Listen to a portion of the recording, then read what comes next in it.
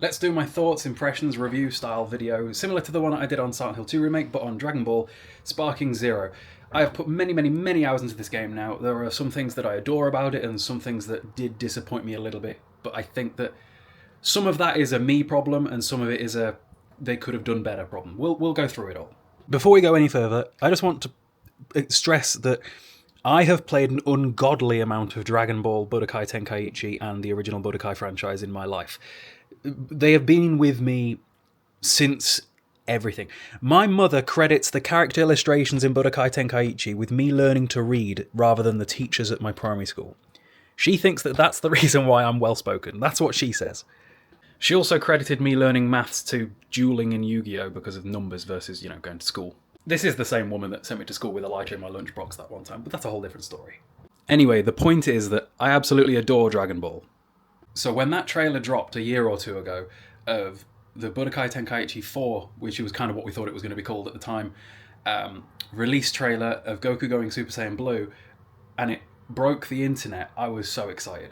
I was hesitant, and they didn't do what I thought they were going to do. I was really concerned that they were going to make everything a DLC, because in the old Dragon Ball games, the way that you unlocked stuff was through playing games, and that was just how gaming was back then. You unlocked things through playing the game, and God forbid that still be how that is. These days, if you want to unlock more things, you typically end up having to pay more money for them, which, as games continually creep closer to being, on average, £70 per pop, that becomes even more ridiculous when we really think about it. I remember I made videos about what I want to see and what I don't want to see in Sparking Zero, and most of what I want to see is in here, and almost none of the things that I don't want to see are in here, so that's a good thing. So for example, I did not want half of the content to be DLC. If they were going to sell a character that has existed since before I was born, and I'm 26, that is insane to me. I cannot get behind the people that justify things like Super Saiyan 4 or the GT characters or the movie characters being paid for content when all of that is nearly, if not already, 30 years old. All that sort of content should be in the base game from launch, and it is. That is cool. The only thing that I'm accepting DLC with when it comes to Sparking Zero, and I'm going, yeah, that's fair enough, is future content that hasn't already been animated. So for example, I know that the Dragon Ball Super manga is well ahead of where the anime ended, and they can't use that in the games yet because they don't have the rights to it or something along those lines. That, when it comes out, fair enough, that can be DLC. But everything that has been animated to this point should be in the game from launch and be included in the price of the game, and it is, and that is awesome. I wanted there to be a massive roster of characters, because that is what Tenkaichi is about. Tenkaichi is never supposed to have been a franchise that was about a balanced one-to-one fighter.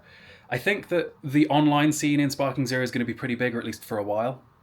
And it does feel like they've put a lot of effort into that, potentially to the detriment of some of the other modes. We'll get to that. But this has never been like a Mortal Kombat or a Street Fighter or a Tekken-style one-on-one, fair, skill-on-top fighter.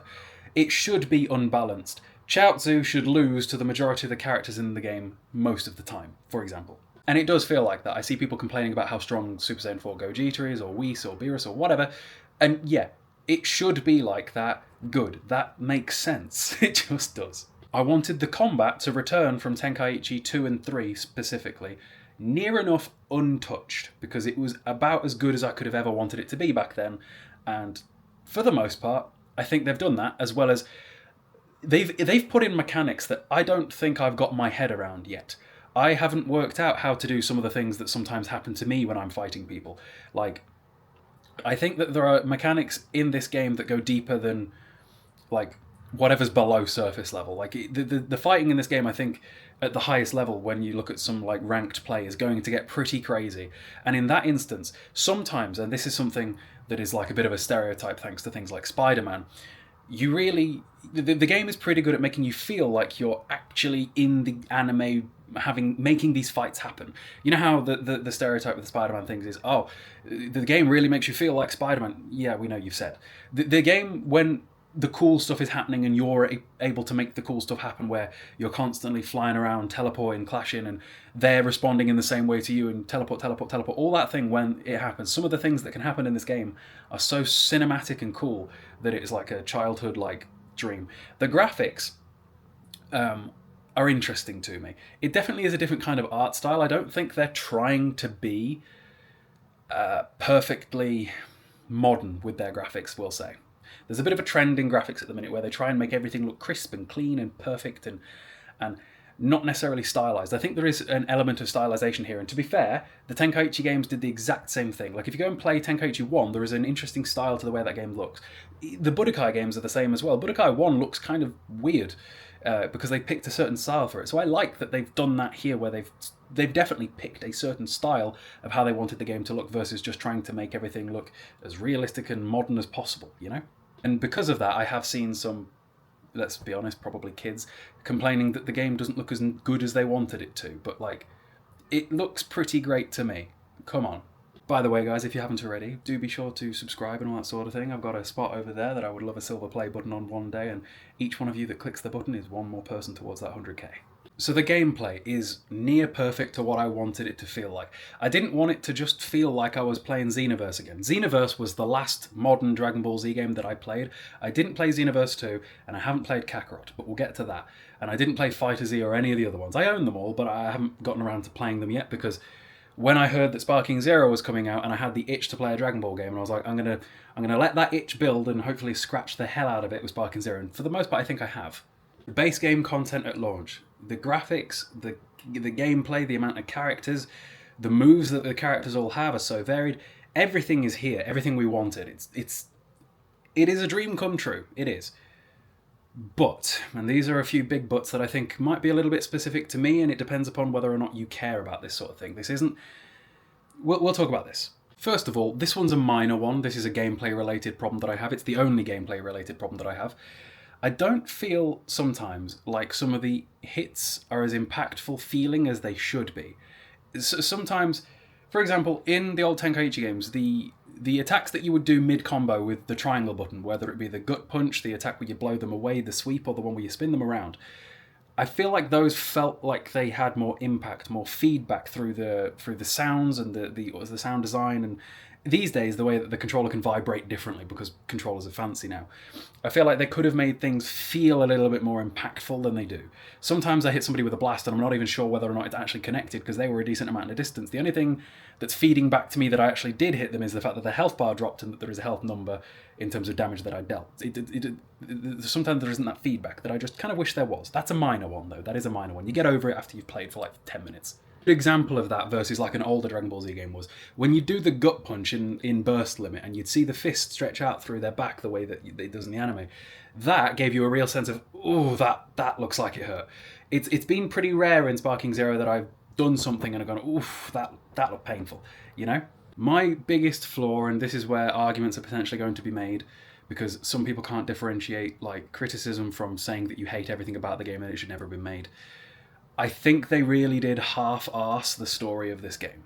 I don't feel like they've put in much effort. I think I have nearly done just about all of the content that the story has to offer through all the different characters and the majority of the what-if scenarios that I've managed to find, and I don't like the way that they've gone about it. So first of all, when it comes to the story itself, they've taken the approach that Budokai 3 did, where you pick a character and you play through that character through the storyline, right? Versus, say, Tenkaichi 1 or 2, where the characters that you play changes based upon what's going on in the scenario that you're in.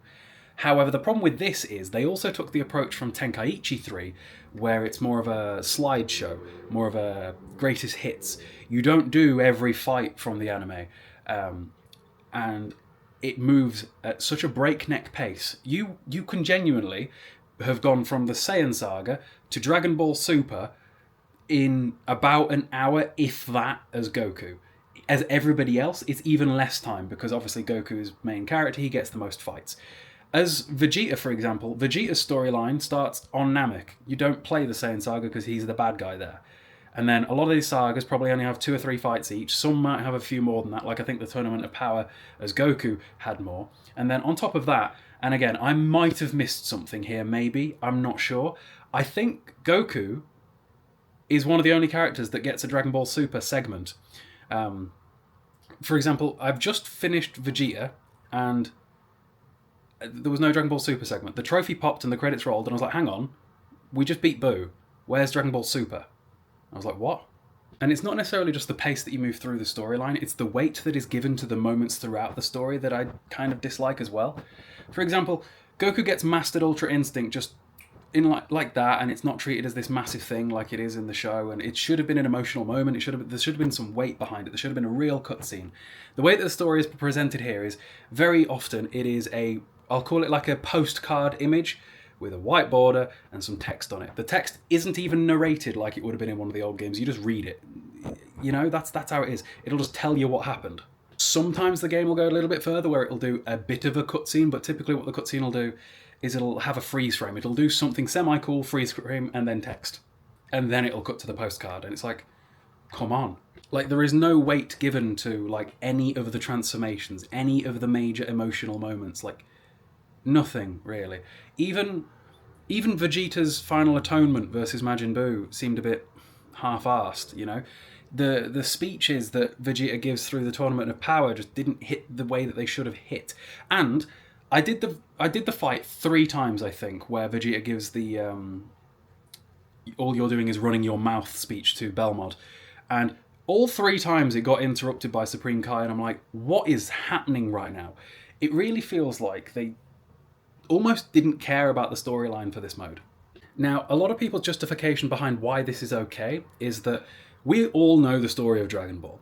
If you have been a Dragon Ball fan for as long as I have, you have probably played the story of Dragon Ball Z, specifically, 1,000,000 times. Like, most of us can probably, battle for battle, walk you through exactly what happens from the Saiyan Saga right the way through to probably the end of GT if you really wanted to.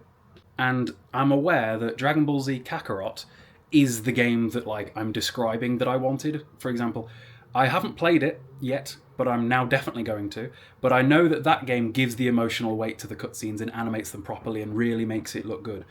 And I wish that level of effort was put into Sparking Zero because of the fact that Sparking Zero has more of the content than Kakarot did. This is the first time, as far as I'm aware, that outside of DLC tidbits, that we've got the story of Dragon Ball Super in the game. So to have it being given the full story treatment would have been nice. This could have truly been the perfect be-all, end-all Dragon Ball game if the story was given the full respect and full treatment that it deserves. And if we're being real here, the money is there that they could have made this happen. This game probably had a near infinite budget. It will make near infinite amounts of money. They could have, they just chose not to. And I don't feel like that is something that we should be justifying just because there was a game a few years ago that did what I asked for, or we know what the story is. Why not just have it just be a complete, non-even conversation to ever have? Like, the more complete a game can feel, the better. There's just no arguing that, really. There is no downside to having your perfect gameplay and all the sorts of things that I was talking about being amazing at the start of this video, and also having the story be great as well. Because for people like me, I'm not really an online kind of guy, which means that once I'm done with all the story characters, I'm kind of done with the game, because I'm probably not going to do much of the online stuff. And it really feels like they've put a lot of weight behind the online stuff here, and I'm not sure that that should have been the only focus. Like, they went through all of the trouble of putting in as many characters as they could, all the different versions of the characters, all the different character transformations, and all the different movesets, and fleshing all of that stuff out so incredibly well that if they'd have just gone a little bit further, a few steps further beyond, as Super Saiyan 3 Goku would say, that this could have been the perfect Dragon Ball experience. My favourite story from the Dragon Ball games is Tenkaichi 2, because I think it's the most thorough. There are so many fights in there that you're just like, I forgot that happened. There's all the side stuff. Like, why not have it be a complete encyclopedia of everything Dragon Ball right here, right now? They could have had all of Dragon Ball, all of Z, all of GT, all of the movies, all of everything. All of the stuff that has ever been animated up to now. All the characters, all the plots, everything. But they didn't. So that is my main gripe with this game.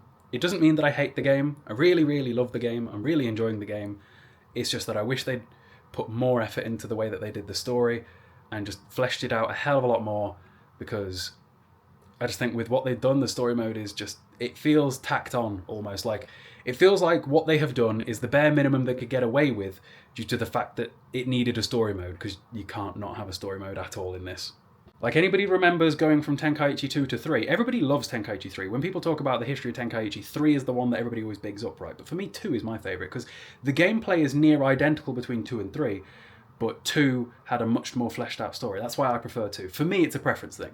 If I'm going to return to the world of Dragon Ball every, I don't know, 5 to 10 years or so, I would love to get to re-experience that story again, but with the modern gameplay and modern graphics of whatever modern console we're playing at the time. Yeah, we can go and play some other games to experience the story, sure, but it won't be the same, will it? Because it's a different game. Like Kakarot, I haven't played it, but it's not going to play like a Budokai Tenkaichi game will. So if I want the Budokai Tenkaichi experience and also the story, I'm then having to go back to the older ones, which I am looking forward to doing, and I'm going to do. On my other channel, by the way, in the description, I'm currently playing through Sparking Zero and posting all the videos there every couple of hours, and I'm going to do Tenkaichi and Budokai as well, both trilogies, so that's going to be some fun. And again, this was their opportunity to have Dragon Ball Super be front and centre and be given the full treatment that it deserved. This first time, you know, first time that I, as somebody that will not buy character DLC, have played as Super Saiyan Blue or Ultra Instinct or Beerus and Whis and all these other scenarios from Super. This is the first time. And they had a chance to do it better than they have, and they didn't, you know? So again, if all you care about is the gameplay and you're somebody that does want to play online, this is probably literally a perfect game for you. But if you're somebody that wanted to re-experience the story of Dragon Ball but in the most modern way possible, in the most complete way possible, this is probably not what you're after. It'd be interesting to see if anybody echoes that sentiment. I have seen other people complaining about the pace of the story and the effort that was put in as well. But I think that because of just how good the gameplay is, that it might potentially overshadow that problem. We'll see. Anyway, I hope you guys enjoyed this video, and I'll see you guys later.